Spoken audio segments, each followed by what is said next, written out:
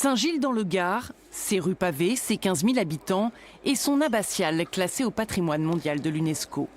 De l'autre côté de l'Atlantique, la mégalopole de New York et son chef-d'œuvre de l'art roman, la façade de l'église San Bartholomeus, une reproduction de Saint-Gilles en plein cœur de Manhattan. Elle a été construite par le grand architecte américain Stanford White en 1902, après une visite dans la cité gardoise.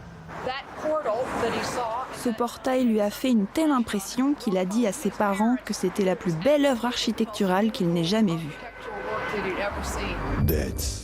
Une histoire peu connue, mise en lumière dans un spectacle haut en couleurs.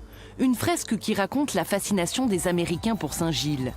À la fin du 19e siècle, l'architecte Richardson s'inspire déjà de l'abbatiale gardoise pour reconstruire l'église Trinity à Boston, ravagée par un incendie. Stanford White, qui travaille dans son cabinet, rêve lui aussi de Saint-Gilles et l'occasion va lui être donnée d'exercer son talent.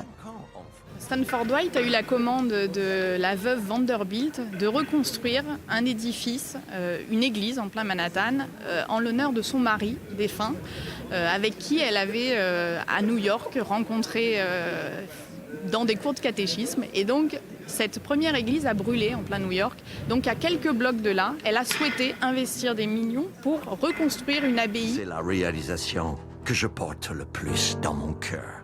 On ne s'attendait pas à ce genre de choses. C'est une chose que je ne savais pas.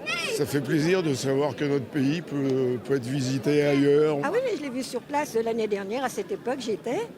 Et ma fille m'a fait la surprise. Et elle m'a amenée devant, elle m'a dit « Regarde, tu es à Saint-Gilles. » Et je lui ai dit « Mais tu me racontes des blagues ?» Et c'est vrai, on reconnaît bien. Saint-Gilles rêve aujourd'hui de reproduire ce spectacle sur la façade de Saint-Barth à New York.